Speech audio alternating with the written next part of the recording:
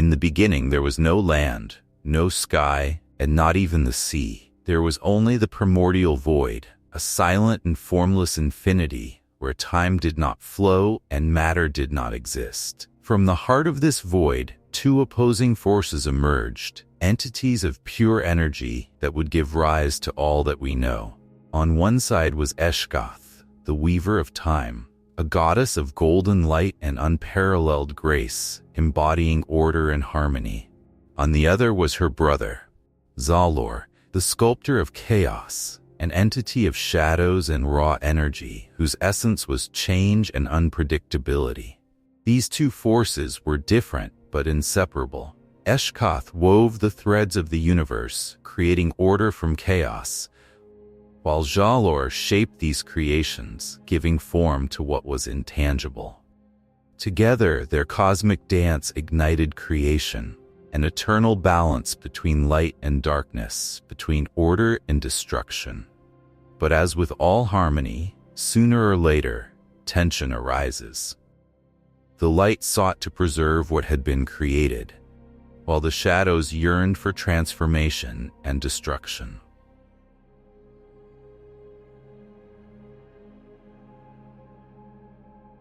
From the clash between the two, something unexpected emerged. An explosion of energy that gave life to Draemysia, a vast and diverse world shaped by both order and chaos. Its lands, skies, and seas were woven by Eshgoth but fragmented and rearranged by Zalor, creating a unique and unpredictable geography filled with wonders and dangers. At the heart of this world, the energies unleashed from its creation gave rise to the first elemental gods, each representing a vital aspect of Draemysia. They were both children and creations of Eshgoth and Zalor, and their existence would seal the fate of the world.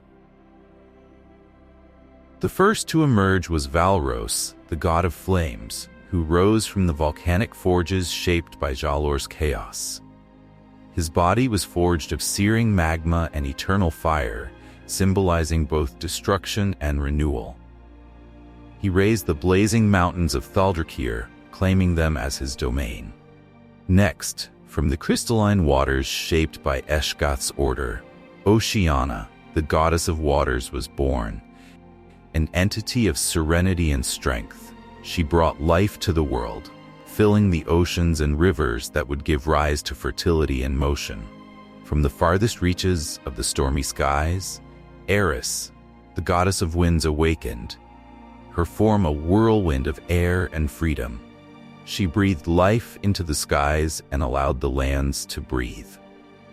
Finally, Shara, the goddess of earth, emerged from the mountains and forests. With hands of stone and a heart of emerald, she shaped the foundations of Draemysia, creating fertile valleys and endless forests. However, even with these primordial forces in balance, Draemysia was far from stable. Zalor's chaos still influenced the world, creating cracks, storms, and constant challenges. Thus, Eshgoth intervened, shaping regions that reflected both order and chaos. From this, the realms of Aurathys, the land of eternal light, and Umbrazar, where shadows dwelled in profound mystery, were born. Other realms also emerged, each with its uniqueness. Sylvalis, the realm of great forests guarded by trees as ancient as the gods. Arendar, the land of perpetual storms, where thunder roars like the cries of the heavens. And Kurundar, the realm of ashes, a devastated place yet pulsing with the raw force of creation. As the elemental gods ruled over Draemysia, mortal beings began to emerge, shaped by the will of the deities. Some revered Eshgoth's order, while others were drawn to the freedom and power of Zalor. Thus, the tension between the two primordial gods persisted, now manifested through the world's inhabitants. Rituals were created, temples erected, and wars waged in the name of these opposing forces. And so, Draemysia became a stage for the delicate balance between creation and destruction, light and shadow.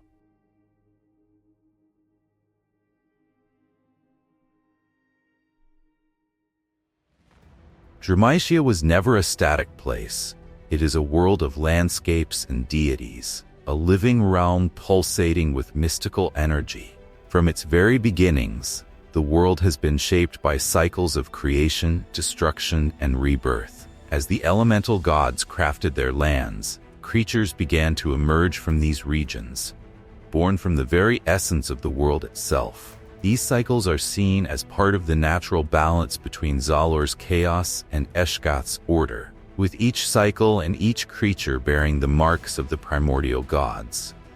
The rise and fall of beings formed a delicate equilibrium that defined Draemysia's earliest days. Meanwhile, the gods themselves observed, allowing the world to evolve in accordance with the forces that governed it.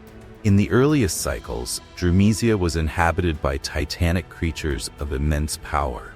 From lands teeming with volcanic energy and rivers of lava, the Drakthyr were born.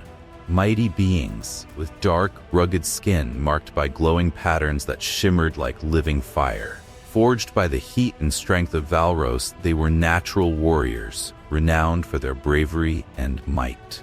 In the same Thaldrakyr, the first dragons also emerged as a pure manifestation of Valros's power and fire.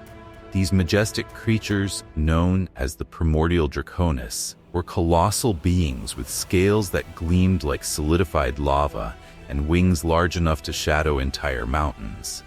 Over the cycles, however, many of these dragons vanished, falling in epic battles or succumbing to the natural changes of the world. The dragons born in later cycles are smaller in size, but no less powerful. Descended from these ancient ancestors, they retain the fierce spirit of Thaldrakyr. The communities that followed in this region were built around enormous forges, crafting legendary weapons forged from the heart of Thaldrakyr's molten veins. These creations were made to serve either the gods or the ambitious desires of their makers.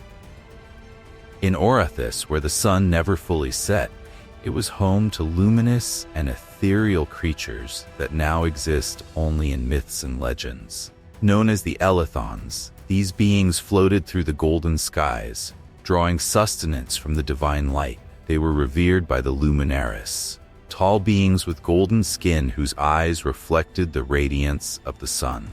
The Luminaris were deeply connected to Eshgath, known as her direct emissaries and guardians of the traditions of order. They built crystal temples and chanted hymns that echoed across the golden heavens in reverence to the primordial goddess. However, the Elithons vanished during the first great cycle of darkness that engulfed Aurathys, as did the early Luminaris, leaving behind only legends and songs of their existence. The divine light of Aurathys, however, continued to forge new beings, such as the Orions, humans who carried traces of divine light within their souls. In the vast and eternal forests of Sylvalis, the cycles brought forth the rise of beings known as the Entiads, living tree spirits that walked as giants among the woodlands. They were the primordial guardians of Sylvalis, protecting the sacred lands under Shiara's guidance. Yet, as the cycles progressed, the Entiads began to fade, their forms returning to the earth as nourishment for new life. From this transformation emerged the Elves, or Sylvari, as they prefer to be called. Tall, slender, harmonious beings brimming with life, they took shape in the following cycles. Spiritual heirs of the Entiads, they bore skin resembling the bark of trees and hair like vibrant leaves. Guardians of nature deeply connected to the goddess Shiara, they live in harmony with the natural cycle of life. Unlike their predecessors, they embraced individuality and purpose, dwelling in suspended villages within the giant trees, shielded by magical barriers woven through the ancient songs of their matriarchs. In the realm of Erendur, where the winds howled incessantly and thunder echoed through shadowy mountains, the first inhabitants were the Tempestaris. beings forged directly from the lightning and winds of Eris's storms. These imposing creatures, with forms almost spectral, held the power to command the skies. However, as the forces of Erendur were ever-changing due to the cycles, the Tempestaris gradually gave way to races such as the Stormborn, robust figures with eyes that glowed like lightning and hair that seemed perpetually tousled by the wind. They inherited the might of the heavens and were chosen by Eris as her representatives, fostering a culture defined by resilience and freedom. These beings also developed a profound connection to the land, building their cities atop cliffs where they harnessed the energy of storms to power their machines and weapons. This made them an innovative and indomitable people, wielding storm-fueled technology in a land of eternal tempests. In Umbrazar, a land of contrasts known as the Shadow Realm, the darkness gave rise to beings of immense power. The Umbrithians, a titanic race formed of conscious shadows, were masters of secrecy and the occult. Their rituals connected them directly to the chaos of Jalor, but their ambition and the first great cycle led to their demise, consumed by the very forces they sought to control. In a moment of renewal, the Umbriths emerged, beings of fluid and mutable forms with eyes that shone like stars in an endless night. Umbrazar, a place of secrets and mysteries, became the home of these new inhabitants, who dedicated themselves to studying ancient texts believed to have been left by the Umbrithians of old. These beings are considered direct descendants of Jalor, though they approach chaos with a more balanced perspective. They believe chaos is not something to be feared, but a force to be mastered and harnessed to shape destiny. Finally, in Karndar, the Land of Ashes was home to the Tremoros, giants forged from volcanic rock and the ashes of Valros's eruptions. These beings were both builders and destroyers, shaping and reshaping the landscape of Karndar. With the first great cycle, where the remnants of creation and destruction accumulated, the Tremoros went extinct. However, their essence lingered in the ashes, giving rise to the first Ashens, beings with ashen-gray skin and eyes glowing like embers. These Ashens carried on the work of transforming the desolate into the fertile, keeping the memory of their predecessors alive. Survivors and resilient beings, the Ashens were shaped by the harsh conditions of their homeland. While other peoples sought order or chaos, the Ashens believed in the power of reconstruction. Guided by Valros and Shayara, they nurtured renewal amid desolation, turning ashes into fertility and death into life. Thus, the cycles of creation and transformation shaped Draemysia through each era, creating the diversity of peoples and creatures that now inhabit the world. Dragons, elves, humans, and countless other races coexist, each with their own stories, traditions, and ties to the gods. Yet one thing remains constant: the delicate balance between chaos and order, between birth and destruction. Today, Draemysia is a vibrant and diverse world, where each region holds its own unique essence, and the marks of past cycles can still be felt in every corner. Every piece of land, every mountain, and every river carries the stories of eras of creation, destruction, and rebirth. Yet more than the geography, it is the peoples who now inhabit Draemysia that reflect this legacy. A place where races coexist in an intricate mosaic of diversity and tradition. Humans, elves, dwarves, dragons, and countless other races find ways to share the same world, even when their cultural and ancestral differences set them apart. Each race, each tradition, each culture is an echo of the divine forces that shaped this world. Coexistence is far from perfect, but it is this very complexity that makes Draemysia so alive and so full of stories to tell. In Aurathys, the current Orions maintain a culture of supremacy and deep spirituality, closely connected to the divine light that bathes their land. The cities of Aurathys, crafted from golden marble and crystal, reflect the constant radiance of the sun. The Orions hold daily ceremonies, singing hymns that echo through the temples in honor of Eshkoth, seeking balance and prosperity.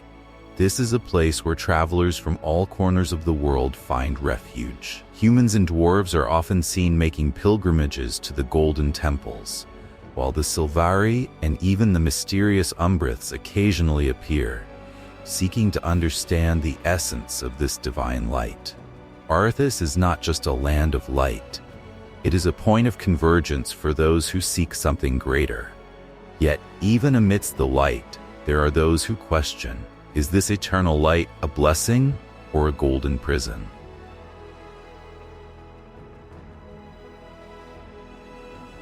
In the forests of Sylvalis, the new Sylvari live in harmony with nature, continuing as the guardians of the eternal woods. Their cities are not built of stone but shaped from living trees through their ancient magic. However, they are not the only inhabitants of the region. Along the edges of these magical forests, human communities live and thrive, abiding by the rules of the elves who protect the heart of the forests. This coexistence, though at times marked by conflict, also brings mutual benefits, with humans learning to respect nature and the Sylvari gaining practical knowledge from their visitors. In Sylvalis, every action is a ritual in honor of Shiara, and these elves believe their individual lives are merely fragments of a greater consciousness. Yet, the scars of past cycles still remain. There are corners of the forest where nothing grows, areas marked by the destruction of the ancient Entiads. These places are considered sacred, yet dangerous, home to secrets the Sylvari would rather keep buried. In Thaldrakyr, dragons dominate both the landscape and the culture, revered and respected as heroes while also feared as monsters. Yet, they are not alone. Humans, dwarves, and even smaller creatures like kobolds find ways to coexist in this hostile environment. The inhabitants of this land, hardened by heat and adversity, live among active volcanoes and plains of solidified lava in a culture literally forged in fire. The great fortresses of Thaldrakyr, carved directly into volcanic rock, stand as testaments to the resilience of its people, who have learned to thrive under the constant threat of eruptions and the dragons themselves. Each generation, a ritual is held to honor the primordial dragons, ensuring respect for their distant lineages. Among these rituals are fierce competitions where the bravest warriors from the region's barbarian tribes, such as the powerful Draemysia and mages, test their strength against one another and the forces of nature. Yet even here, alliances and agreements are forged, proving that strength can arise from the union of differences. In the lands of Arendur, the chaos of storms attracts resilient and innovative people. Humans, along with the Stormborn, live in harmony, harnessing the uncontrollable energy of the sky. The storms, though perilous, create a unique bond among these peoples, who have learned to respect the raw power of nature while building cities that defy logic. Towering structures reach the clouds, perched on cliffs and high plateaus, constantly illuminated by lightning that powers their advanced technology. Bridges shimmer with the energy of thunderbolts, serving as symbols of their ingenuity. Here, the inhabitants not only survive the storms but utilize them as a source of energy and inspiration for their modern inventions. Yet, even amidst Arendur's advancements, there are those who still bow to the winds, believing that the storms carry divine messages from Eris, guiding the destiny of the world. In Umbrazar, the Umbriths dwell in cities carved from the very essence of darkness, where shadows do not deter those seeking their own paths. Here, chaos is embraced as a part of life, and rituals blend celebration with defiance of the forces that shape their home. Humans and other races coexist among the Umbriths, maintaining a delicate balance between harnessing the energies of chaos and avoiding being consumed by them. This coexistence is tense but rich in mutual learning. Each race brings its practicality to a people living in the depths of chaos, while the Umbriths offer a more philosophical and profound perspective on the balance between light and shadow. Every ceremony is a careful dance between invoking the shadows and respecting the boundaries they impose. Umbrazar is a land where even light itself seems hesitant, yet the inner strength of its inhabitants shines with fierce intensity. In Karundar, where the ashes of the past shape the present, life is a constant cycle of destruction and rebirth.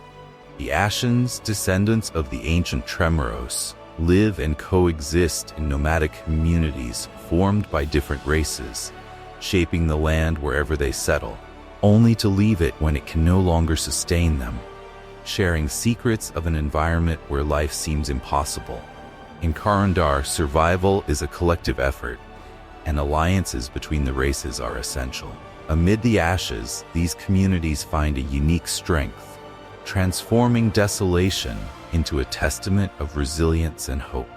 This culture of movement reflects the essence of their land, where dormant volcanoes can awaken at any moment. Even in the midst of desolation, Karundar is a place of strength and perseverance, where the inhabitants find beauty in the ashes and in the fire. Draemysia, a world of contrasts, where light and shadow, fire and water, chaos and order carry the echoes of past cycles, where different races coexist in a fragile balance. Each region is a reflection of its millennia-old history, its gods, and the cycles that shaped its lands and inhabitants, in a promise of a shared future. As the peoples of Draemysia live their lives and the gods watch from afar, silent for now, the ancient prophecy resonates as a reminder in temples and forgotten ruins that balance is fragile and a new cycle may be closer than one imagines, casting a shadow over the future.